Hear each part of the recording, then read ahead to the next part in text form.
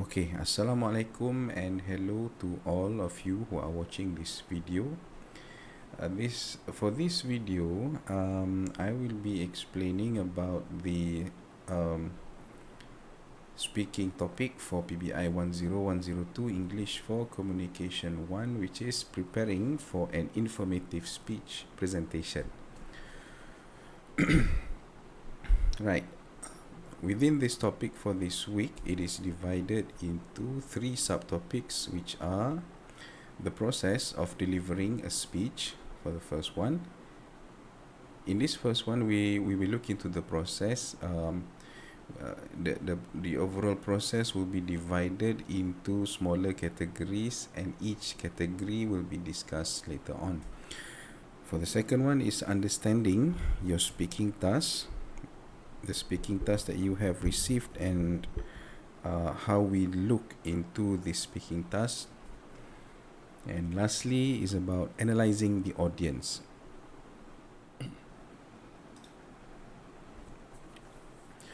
Okay, so the process of delivering a speech is divided into three categories or 3 steps. For the first one is the speech preparation, number 2 is speech write-up, and number 3 is speech delivery. The speech preparation starts right after the moment you receive your speaking task. When you receive your assignment, the first thing that you are going to do is identifying and brainstorming for the topic and the subtopics, and then you have to align the content of your speech to your audience's interests, so that it will be easier for people to focus on your speech. Number 2, the next thing to do is writing the speech, or we call it the speech write-up process. This involves preparing for the specific purpose statement that you have done in week 4, and then writing the central idea and the main points. This will function as the skeletal, or as the base structure of your speech. Next is you are going to write the intro, body, conclusion. This is similar to any other essay or paragraph writing process. You need these 3 components: the introduction, the body, and the conclusion. And lastly, you have to write the full draft, which is needed for the rehearsal process. For rehearsal, for your own preparation before delivering the speech, you need the full draft. Full draft meaning every single word that you are going to say, starting from greeting until thank you. Every single line, every single word, so that you can practice and you can use it for your rehearsal. And the third part is the speech delivery itself, the actual presentation. So in this process, the process of speech delivery, what you have to do is, before you deliver the actual speech, you have to rehearse. Okay? If you are given the chance, if you have the time to rehearse, you have to rehearse. Okay? But if your speech type is like an impromptu speech, then that one is limited, you cannot rehearse. But for other type of speeches, you can rehearse any time before the actual speech. Okay, so understanding about the speaking task. Once you receive the speaking task, you have to know about the type of the task that you have received, and also what are required, so that you can identify in what items or what criteria can you score in your presentation. Okay, for the type of speaking task, there are 4 simple types listed here. Actually, if you do your own research, if you Google, you can learn about more types of speaking presentation. But for this semester, for this course, we are going to look at these 4 types. First one is group presentation. The second one is individual presentation. The third one is live, and the last one is recorded. For the task requirements, we are going to look at the specific theme. Okay, for this one, it is related to your speaking task this semester because you are given or you are required to follow certain themes and then decide the topic of your presentation according to that theme. Time allocation, how much time is given for your presentation so that you are not going over the time limit or your speech ending up too short. Okay, required elements are what are the other things other than your speech that you need to include in order to get a good score for your presentation. For this one, required elements, you can refer to the marking scheme or marking rubric that was shared already in week 1. You can refer to the course guideline. There is a scoring rubric there, so you can look at what criteria can you get your marks from. Okay, moving on for the group presentation and individual presentation. I am sure most of you are already familiar with these presentations before, regardless of where you came from in school or maybe some colleges. I am very sure that you have done this before. Group versus individual.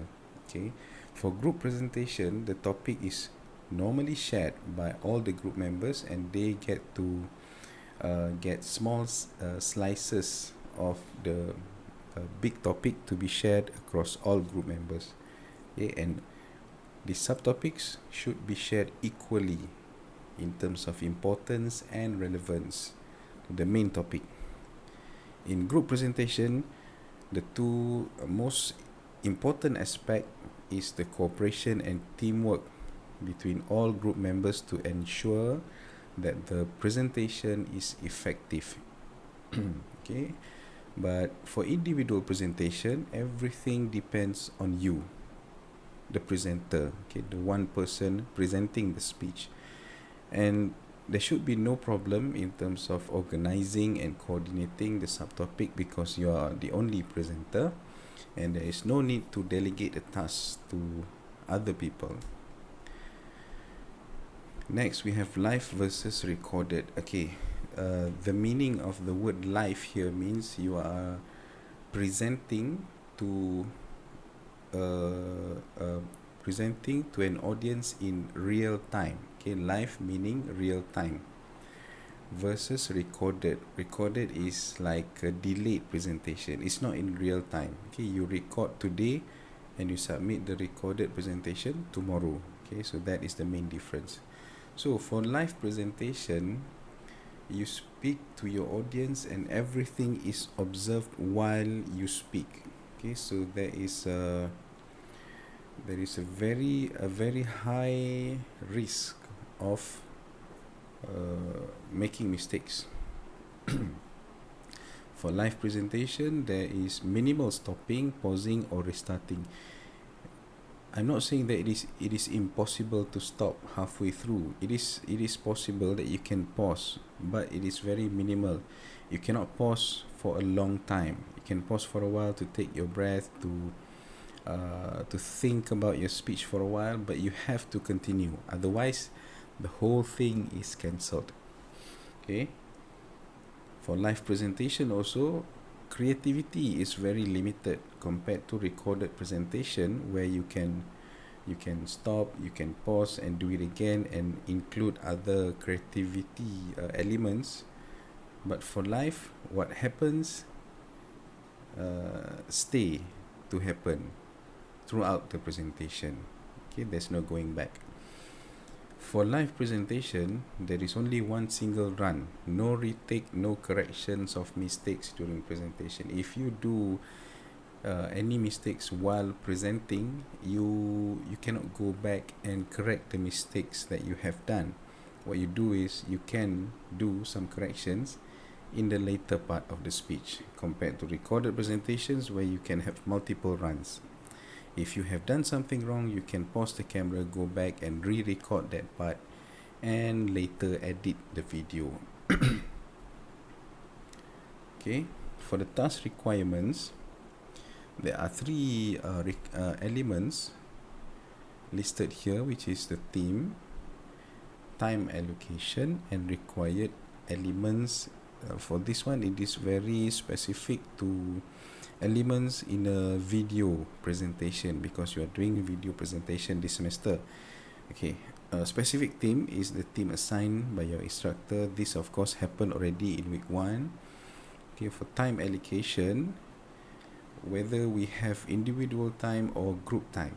Okay, this is to make sure that you are working within your time allocation, and also the allocation of time to all group members. Okay, you have to identify and understand also what is the minimum length, maximum length, and the ideal time for presentation. For elements, you have for this one you can refer to the rubric, the scoring rubric shared in week 1. You need to include titles, subtitles. Okay, the difference between title and subtitle here is the subtitles are the text that is included in the bottom part of the video, where we put into text whatever is said by the presenter in the video. Okay, and title is the text to show, let's say for example, you want to start your speech and you put the main topic before the speech, so that is the title, the text of the title before the text of the title, which is not being said by the presenter.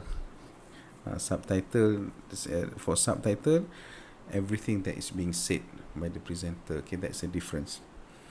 Second one is visual aids, visual elements, things like if that helps to further clarify your presentation. Okay, any visual or graphical element that you add into your video to enhance your presentation. This can be pictures, this can be video in video, or it can be decorations within your video. It can be anything as long as it's visual and graphical. The transition, referring to the movement between one scene to another, because when we record a video, we are not expecting to record the whole length of the video in one shot. Sometimes you need to record in multiple scenes. So to combine all the scenes together, you need to do it so that the movement from one scene to another is smooth. So this is the reason why we need transitions. Okay, for how to include transitions, this one depends on what software you are using, or you can also Google to find the techniques, how people do this transition. Even if not using the software or the features in the software, you can do this by controlling your camera, turning your camera, or moving you yourself in the video. Your movement also can help with the transition. So you can research this further on Google. Other in video elements includes the background music if you are using any, or sound effect, and so on. Okay, next we go to analyzing the audience. Why is it important to analyze and to identify, to understand our audience before delivering the speech? This is important. This is important in the process of delivering a speech, so that our presentation is impactful. We are looking for that impact factor. Okay, if you can recall your experiences delivering the speech in your school or in your college or anywhere that you have delivered a speech before, do you remember the faces of the people who are watching your speech? Can you still remember them? How do they look like? Do they look like they are enjoying your speech, or they look like they are really, really bored? Are there anyone in the audience playing with their phones, or looking somewhere else, or pretending like writing something, or just straight away sleeping? This is the question that we need to ask ourselves, because you as the presenter can understand and can tell this. If people are looking at you, focusing, that means that your presentation is having some level of impact. If they are sleeping, if they are talking to each other, if they are not focusing, or if they are acting like you are not there, meaning there is something wrong. Perhaps you didn't analyze your audience properly before delivering your speech. Okay, so first of all, we need to know their age group. Which age group do they come from? Are they primary school students? Are they teenagers? Are they adults? Or are they experts or retirees? Okay? Because different age group, different people from different age group have different field of interest. They are interested in different things. So you need to know, and you need to adjust your topic a bit so that your topic is interesting for them, your audience. Number 2 is ethnicity, because in Malaysia we are a multiracial country. We have Malays, we have the Chinese, we have Indians and other people in Sabah, Sarawak. So sometimes when we talk about something, certain topics might be more interesting to a certain ethnic group compared to others.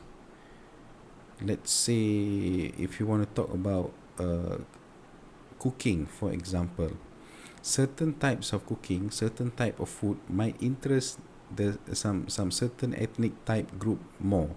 So you need to know their preferences in line with their ethnicity or ethnic group. Okay, the next one, the third one, is education level. This is of course important so that you can align your topic according to their education level, to make your topic more easily understandable, okay, to reach your audience. And the last one is the cultural background. This refers to many factors, and the most important factor is the upbringing of that certain culture in our society.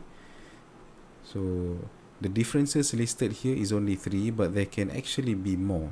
So this is the simplest to how to look at it, according to whether your audience is from a rural community or from an urban community.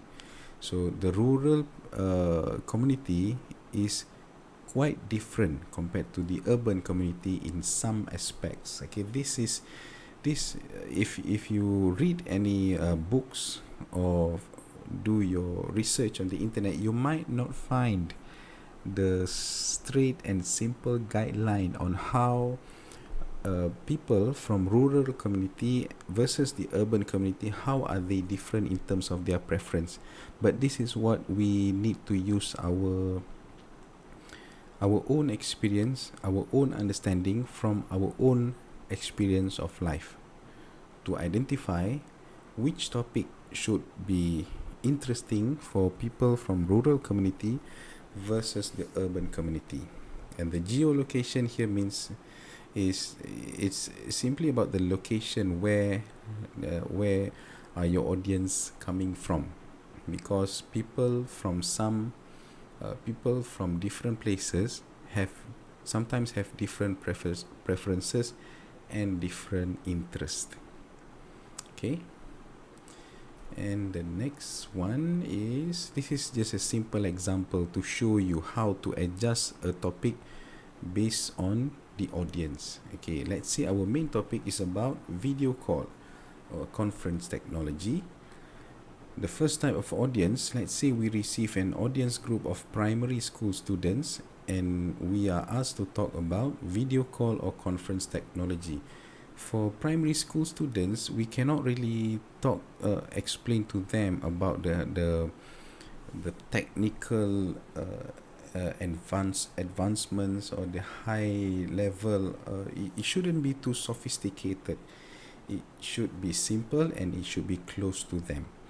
So an example given here is maximizing the potential of video conference for PDPR, because this is what's happening right now. Okay, in schools where students need to use tablets, computers and gadgets to participate in the process of PDPR. Okay, so this should be interesting at some level for them. The next one is the young professionals. Young professionals here meaning that the group of people who are working or just started working and in their early years of their career. Okay, how we best relate our topic of the video call or conference technology is by discussing about the best practices of using those platforms for conference, okay, such as WebEx, Zoom or Google Meet. Next, if our audience are actually field experts meaning those who are specialized in that field. Let's say we talk about this technology, video call, conference technology, to a group of IT experts. So if we talk to them about the best practices of using WebEx, Zoom and Google Meet, this might actually bore them. They might not be interested at all to listen and they might sleep during the presentation. So something I think that could be interesting for them is to talk about the bleeding edge technology in video conferencing. What is the latest development right now? Okay, that could be interesting for them. But I don't know, you might have other suggestions that can be interesting for this particular group of people. Okay, so the last one here is for retirees or senior citizen. We want to talk to them about a technology, okay, video call, conference. But we are talking to a group of retirees, a group of senior citizen. What can be interesting for them? Okay, so in my opinion here, the thing that could be interesting for them is using that video call to get in touch with their loved ones. Okay, an important tool for communication. So this is how you make adjustments, you adapt your topic to make sure that it is interesting for people who will be listening to your speech. And that is all for this topic for this week. So I hope you understood everything. If you don't, feel free to ask, message in the Telegram group or personal message, and you can continue with the discussion part in Clip. It is about a video by a speaker who won the World Public Speaking Competition in 2014. I want you to look at the video and try to identify one strength of his presentation and give your reasons why in the forum. Okay, you can further read the instruction in the forum. Okay, that's all for this video. Thank you for watching and I will be seeing you guys in the next topic. Assalamualaikum warahmatullahi wabarakatuh. Goodbye.